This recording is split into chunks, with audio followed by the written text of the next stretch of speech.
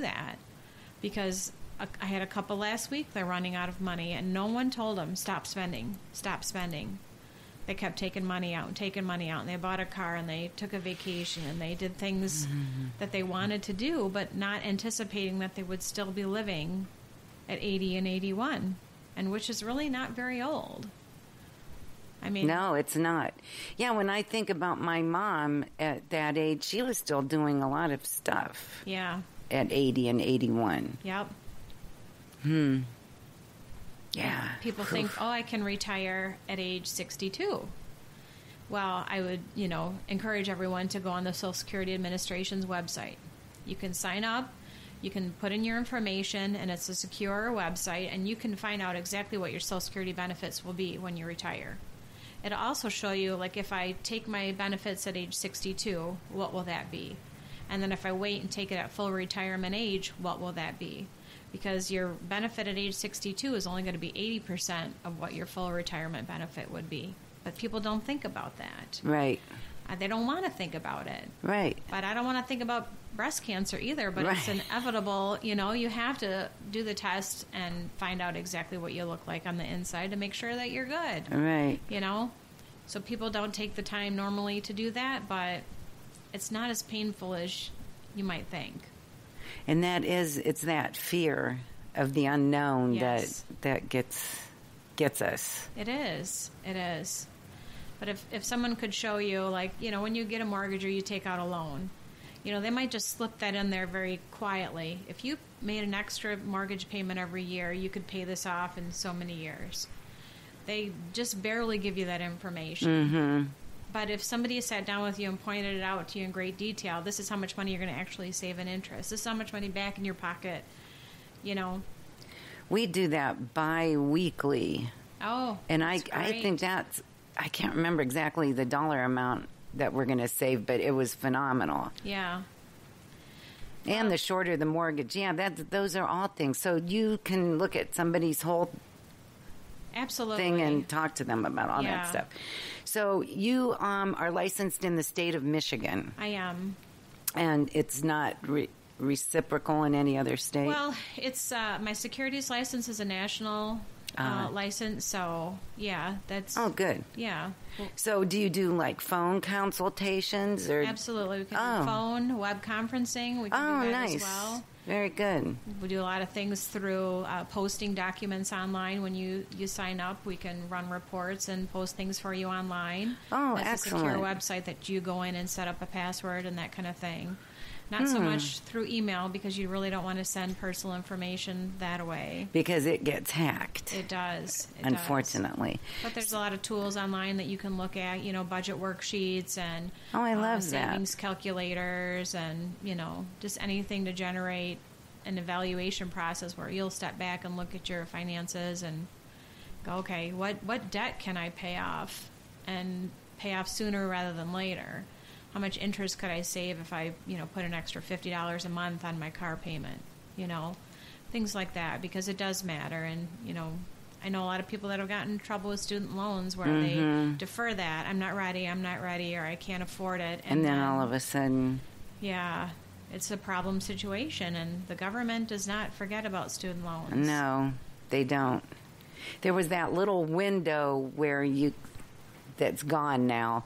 Remember that? Yeah. And it was if it was based on something else. I can't remember what it was. It was like 3 years ago they stopped doing whatever it was. I don't remember the exact details of that either, but I don't know if people think you could file for bankruptcy. And that's what it was. If you file for bankruptcy, the student loans would go away. Now it does not. No. To my knowledge, it's the government can always come back after you or your house. I think that's what it was. I'm pretty sure that's what it was. Yeah. Well, there's so many ways that you can cut your expenses and be able to save. But just in your general spending, like I said, every week I challenge myself, what can I not spend money on this week? And you think, oh, my wardrobe needs a refresher, or I thought I needed makeup. Oh, well, I forgot I bought 3 of the same kind of eyeshadow. a year ago, and I have only used one. Oh, guess what? I don't need to buy any. I just went through my makeup the other day, and there's stuff that I never even used that I bought years ago. Mm-hmm. Well, and as you and I can both relate, you've probably tried every hair care product. Yes. Known to man. Everyone was going to fix it, and none of them do, Deb. That's absolutely correct. I bought this one that we're back to hair again. We've come full circle. It said, for dry hair only, that it makes it curl. Oh. So I thought, perfect. The rest of it curls anyway. I'll just spray that on the part that doesn't, right? No, that doesn't work. Gosh. It made this part curlier. What was that movie with Cameron Diaz? Something about Mary. Yeah, that pretty much happened to me on Saturday. I used this new stuff, and it was like a white, almost like a pasty cream. Oh, no. Supposed to make the curls bounce right up, except for I didn't look at the back and how much I put in there, so I put one big glob towards the bald spot on the back of my head, and I didn't notice it till like 4 hours later when it was dried onto my head. Yeah. Oh, that's hilarious. When you see pictures from the back, is it that one part back there with flat? Yes, that's just how mine is, and I think to myself, something's got to fix that, and I try. Well, that's what I was trying to do Saturday, and scrunch it right up. Instead, I put a big old white glob on the back of my head, and nobody said anything to me. I was in the bathroom trying to fluff it hours later, and my hand got stuck in. Oh my gosh, what did I do? Someone help me. Oh my God, that is so funny. I use water to get it out. Yes. I was in there like for 10 minutes. Come out with different hair, because that's what happens.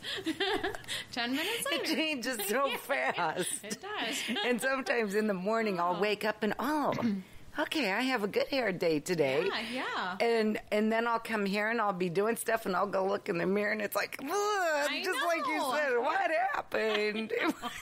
It looked good. I know. Sometimes I think our at-home mirrors are kind to us. I know. I really do. Yeah. And waking up in the morning, some days it's just like... You're afraid. Yeah. Now that I'm in the dating world again, I'm like, oh God, what am I going to do about my hair? Other people worry about morning breath. I worry about waking up and looking like Rosanna Dana in the morning. I'm like, hurry, wake up early, sneak into the bedroom, just spritz a little water. It'll be fine. It's never fine. No. I look scary. And sometimes it'll be like flat on one side. Yeah. And there's nothing you can do to change it. No. You can put stuff in other than wash it. Yeah. I just washed it yesterday. I don't want to have to wash it today. It doesn't even look halfway decent until the third day. Yeah, I know. And then when it's a day that I have nothing going on, I wake up and it looks wonderful. Gorgeous. Yeah. Why is that? Nice, long, wavy curls. Oh, it's beautiful. And you're at home. Yeah. Look at me. I look good. I know. No one can see me. Selfie. That would be a good selfie. Yeah. Go outside. I call it wedding hair. I got some good wedding hair. I could be in a wedding today. Oh my gosh. I have to find that speech that I wrote. Lessons I've learned from my hair. I have to find that because you would think that it was hilarious. Oh, it was funny. And it was all about how your hair teaches you. Yes. You can't change things. That was one of them. No, you It is what it is. So true. Oh, my God. So, I know what I was going to tell. I'm sorry we're back on hair, but it's such a good subject. Yeah. So, there's this one picture. When my hair is short, it's frizzy if I brush it. Uh-huh. And it's frizzy all over. Yep. So there's this one picture that I have, and I have aviator glasses on, and I was very skinny, and I have like a fro, and my boys call it my Angela Davis years. Oh. That's good. Every time they see that picture, they this is the Angela Davis year. And it was like that for probably 3 or 4 years because it was so easy to take care of. Yeah. Oh, yeah. I tried the perm business, too, in the 90s, and, yeah. it's really frizzy. Yeah, it's not good. Nope.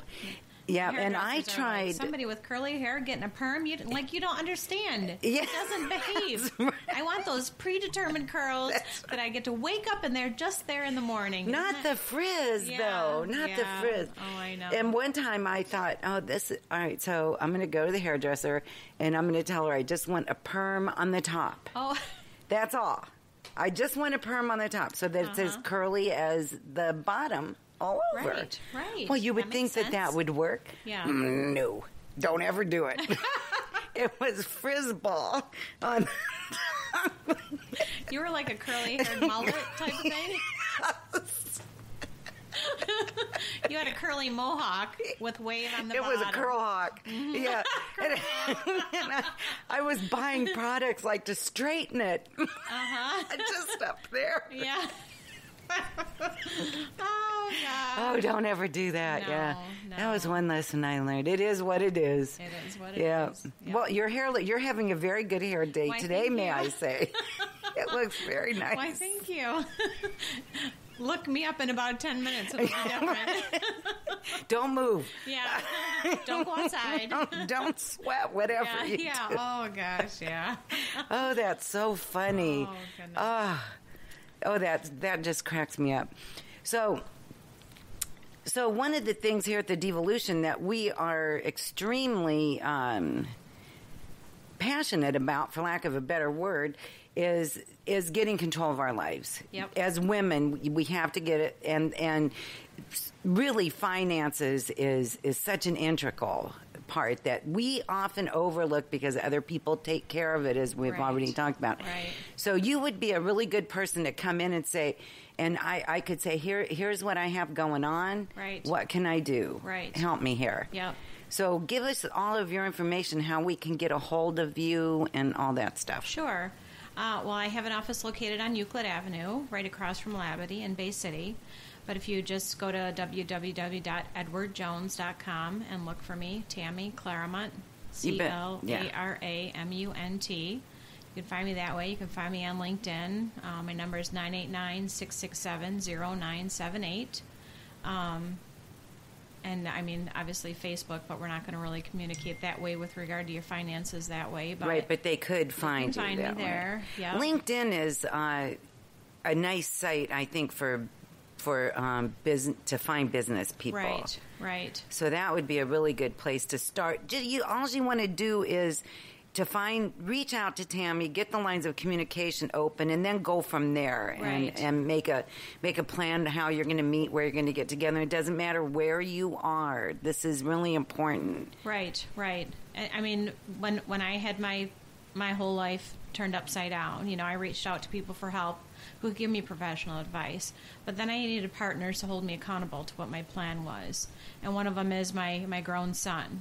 We talk about like what car I want to buy and what I think long term. I think this is what I can afford, or what my 5-year plan is. And he'll ask me, "What do you want me to hold you accountable for?" Because everybody needs that. Right, an accountability buddy. Yes. Yep. So I can be that for somebody else. I had a young woman who owns a business here in Bay City, and she started off setting up $25 a month, just comes right out of her bank account, goes to her investment account at Edward Jones. And she sat there thinking, this isn't anything. This is terrible. And I had to encourage her. No, it's not. You made a decision today that's going to change the rest of your life. So I encourage people. You tell me what you want from me. Do you want me to hold you accountable? Do you want me to encourage you to save more? Do you want me to call you from time to time to say, hey, what if instead of spending an extra $1,000 on a vacation this year, you put it towards this or that? And, it's never any, browbeating or, discouraging. It's to encourage you and empower you to change your life. Right. And a lot of times, I know so many times I don't think of stuff. Yep. It's out of my focus range, and so it just stays out there.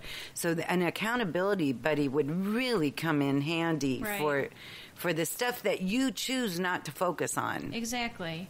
Or if it's like this client I mentioned, you decide, okay, I can easily afford, I won't even notice $25 a week leave in my bank account, and then you take care of it, you invest it, here's my long-term goal, that's what I want to do, then it's not something that's part of your everyday thought process. Right. I love that idea. Yeah, because she thought there's no way I can even tackle that huge obstacle